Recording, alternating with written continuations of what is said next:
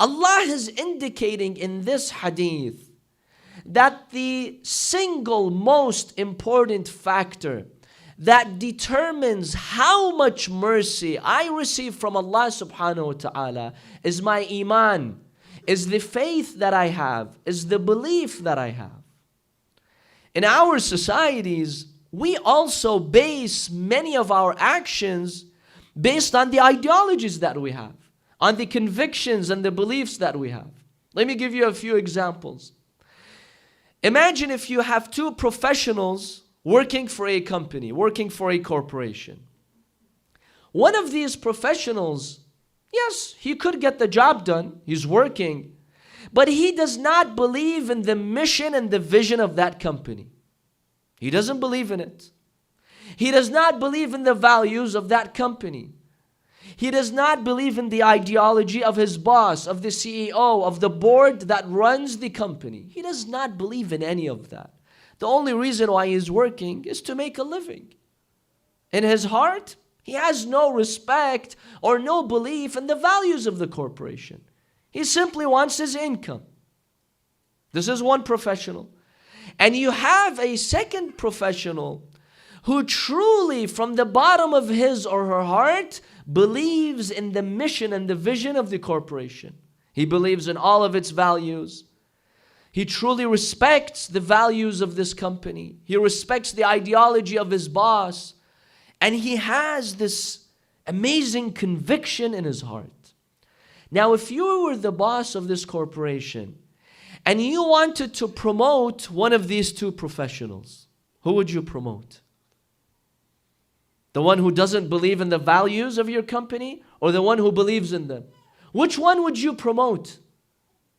As the CEO of this company, which one would you promote? Obviously, you would choose the one who believes in the company. Now, yes, sometimes this professional may make mistakes. We're humans, we all make mistakes. But you know that this second professional believes in my mission, believes in my vision.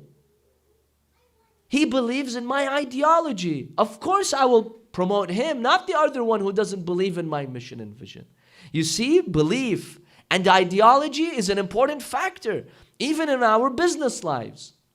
Let me give you a second example. We have two citizens in our society. One citizen fully believes in the Constitution of the land, in the Canadian Constitution. He believes in it. He recognizes it. He sanctifies it. He holds it sacred.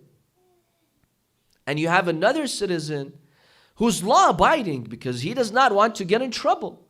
He'll tell you, look, I'll accept the law and I'll abide by the law not because I recognize it, not because I believe in it. I don't believe in the law. I don't believe in the values of this land. I don't believe in the Constitution. But the reason why I'm law-abiding, because I don't want to get in trouble.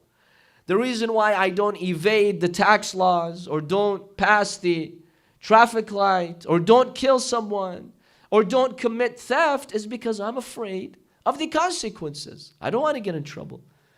Now, which of these two citizens is more valuable in the eyes of the government?